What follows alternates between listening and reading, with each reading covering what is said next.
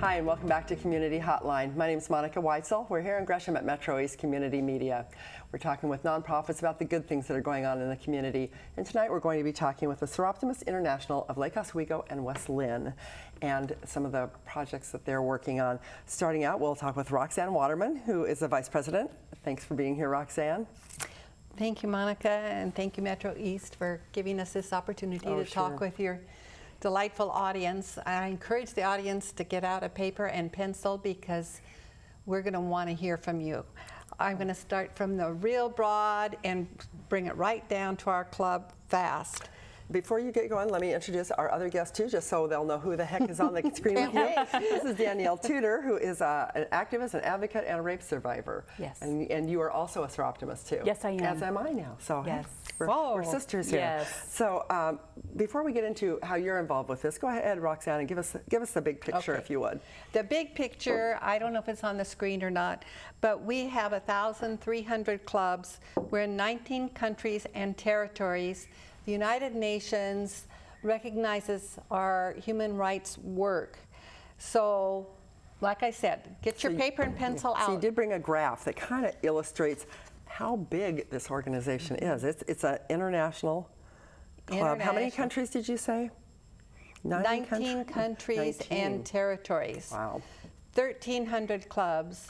So I don't know how many eyes that makes, that we are watching human trafficking, child abuse, domestic violence, and we want it to stop. Stop. And Soroptimist is the word means best for women. Is that correct? It's about you're supporting women and children, women and youth, as far as helping them reach their goals and getting rid of those things that are obviously huge barriers and obstacles, like the sex trafficking and that kind of thing. Absolutely, absolutely. So if you write down the contact information, both the web address and the email address, we will respond to your inquiries regarding this worldwide organization of people who continuously work to improve the conditions in the world for people who have been abused physically, mentally, and emotionally, become renewed and restored. I already said we're determined to stop that human trafficking. And you're making great efforts at it, because I know some of the programs that are part of Soroptimist are amazing. You're doing really great work, or we're doing really great work now that I'm part of it too. Danielle, you became involved with Soroptimist. How did you become involved? I actually became involved with Soroptimist when they reached out to me to actually speak at one of their events. Okay, because you do have speakers that come regularly, yes, correct? We do. Yes, yes. And you spoke at the event and... Yes, I did. And once I learned more about what they do, I decided it was a great organization that I wanted to be a part of. So I have joined the Lake Oswego West Linn chapter. So I'm proud to be a member of that one. So you do regular speaking engagements all over? Is this something you do regularly as part of your activism and your advocacy work? Yes, I do. Lately, I've been very busy this last legislative session working on some stuff, and I've been part of a legislative work group dealing with issues with the parole board. So tell me about that. The parole board. There's been some new things going on with that. So give me a little background, if you would. Sure, and then tell me what's going be happy to. You know, in 1979. I lived in Southeast Portland, actually not too far from here, and I was a 17-year-old that was just, home alone one evening, and someone broke into our home. It was a stranger, and he raped me, and that was 1979. He was not caught until 7 years later. Really? And he had committed a total of 9 rapes that we know of. The ones that occurred in my area, by the time he was caught, we were beyond the statute of limitations, so he could not be prosecuted for 8. What was the statute? It was 3 years at the time. 3 years. Yes, so it was my evidence, which was a composite sketch that I gave law enforcement that night that actually caught him 7 years later. Really? Yet I would be locked out of the justice system. Yes. Wow. So the rape that he was prosecuted for was a case that actually the Gresham area is very familiar with. It's Tiffany Edens, and she was 13 years old at the time. So that was 1986 that he attacked her, 1987 that he went to trial and was sent to prison. So it wasn't until 2008 that I was contacted again by the Multnomah County District Attorney's Office to get involved and start attending parole hearings. And quite honestly, when I was first contacted, I said no. Because you didn't want to dredge that all up again? No, you know what? A survivor, that's probably one of their worst fears is if I go back there, who will I find? And I was afraid that I was going to find that terrified 17-year-old again. And you know what? I'm so glad I changed my mind and said yes, because what many survivors don't realize is as you grow and mature, you change on the inside too. And I'm very proud to say now that I am a force to be reckoned with my offender. No doubt. Amen. Yes.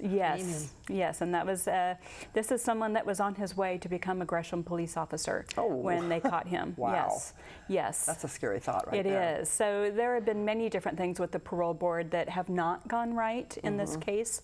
And it is a case that really has really helped redefine a lot of areas of the parole board. The most recent that was really a passion of mine is in 2010, I testified at my first parole hearing with my offender. In 2012, I was told by the parole board I would not be allowed to attend the parole hearing to speak. And why was that? They changed their rules after the 2010 hearing because my offender brought a lawsuit against the parole board because I was not the victim of incarceration, which was correct. Even though you were a victim of his. Yes, even though I was a documented victim. And so after that 2012 hearing, it took a lawsuit by the National Crime Victims Law Institute to get me into that parole hearing to testify. Wow. And when I left that hearing, I knew that had to change because I knew there were a lot more people out there just like me who have every right, to attend their offender's parole hearing and give a statement. It's taken us 3 years. But in the last month and a half here, we now have a new definition of who is a victim for parole hearing purposes. And it now includes people like me that were locked out of the system, no fault of their own. Right. And for me, it was statute of limitations. I was also involved in the sentencing part. And it includes people like that as well. If you're involved in the sentencing aspect, even though they're not being prosecuted for your crime, you still have that right. Plea bargains happen all the time. Wow. Are they any less of a victim? No, they're not. No, they're not, and they should have that right. You must feel really good about having I do. helped to make that change happen. I do, and it's something, I want other survivors to know your story and your voice matters. And Soroptimist is about that and the things that they do. I had never heard of them until they reached out to me and said, hey, you're a person that we want to hear from. And then to hear the types of things that they do, it's incredible. And that's why I joined. It's not just my issue or my cause. There are so many issues and causes that affect women, that they're going after. And it's awesome. That's really powerful stuff that you're going through. Now you, I don't know if it was you or somebody else who was the Soroptimist who arranged for Danielle to come speak. You have other speakers who come. Are the speakers always about issues like this, issues that you're working on as a Soroptimist? Yes, they're all Soroptimist points of interest. We just had a speaker that has spent time in India, in Calcutta. There is a 16,000 sex trafficked women there, doing 20 tricks a night. Oh, Lord. And believe it or not, some of them get pregnant. Well, what happens at night when they're doing their survival, the children are put out on the street. Oh. So that was one of our speakers, Rebecca Roque. If you ever want to have her, she's phenomenal. But I want to say how proud the Lake Oswego Wesleyan Club is to have you for a member, and how much we appreciate your educating us and the audience about your experiences and your proactive work.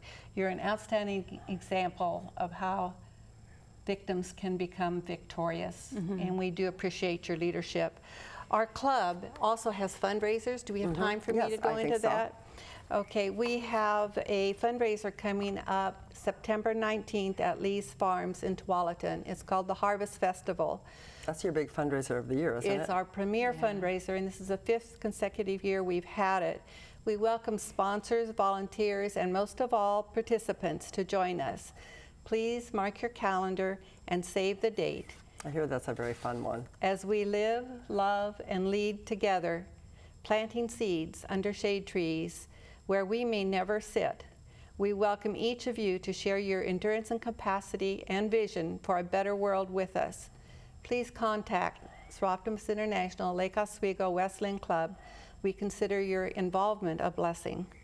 How nice. Sounds lovely. I know. I remember talking with, I think it was Pam Banning about that before. It just sounded like so much fun. Yes. Yeah. You had fun too, right? Yeah. Wonderful time. Good, Yes. good. What else do you want people to know about the Soroptimists and the work that they're doing against human trafficking and other sorts of abuse against women? Well, I know that we're going to, that we'll have you on again because it's this ongoing work. It's Yeah. going to be, an ongoing fight, and it's a huge. And even the I-5 corridor. You talk about India, but the I-5 corridor is a huge magnet for sexual predators. Oh, people might be interested to know that Soroptimist was modeled after Rotary, and it was formed I didn't in, know I that. believe, 1922 in Oakland. So we're about ready for a 100-year anniversary I think also. we should have big parties then. Yeah. And we don't just try to punish people that have been perpetrators. We're also working on renewal programs to help restore the thinking and renew the mind and the heart. We want people to have tough skins so they don't get offended and they're not critical and they're not mean, and soft hearts instead of hard hearts and soft skins where they get offended and bang Sounds on reasonable people. to me. Yeah. Sounds So, reasonable to me. Yeah. We want all the help. We welcome men and women. We do appreciate your time and involvement with us. Right, great. Right. Danielle, before we run out of time, for those who are survivors of crimes like you have been a survivor of, what's the best advice you can give to them to move on with your life? Oh my goodness, go after your dream. Yeah. You Which is something Soroptimist Yes, is really yes, because after that event in my life, I felt like I distinctly remember that night just sobbing as I was in my bed alone after getting back from the hospital, feeling that my whole life had been taken from me. How sad at It 17. is, yes.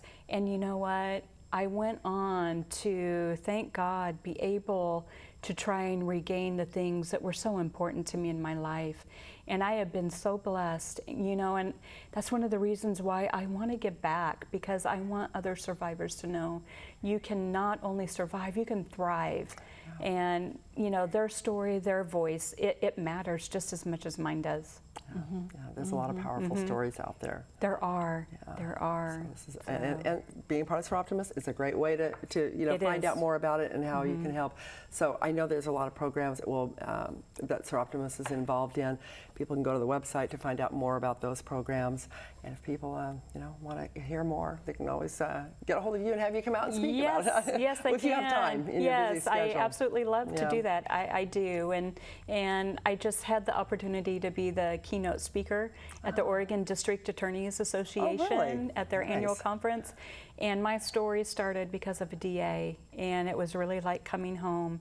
And I love to be able to do that because it is really a story that gives hope. It does. And that's what I'm all about. And on that note, I think we'll close tonight. Thank you so much. Thank you very much. Yeah. As you can tell, it is a message of hope.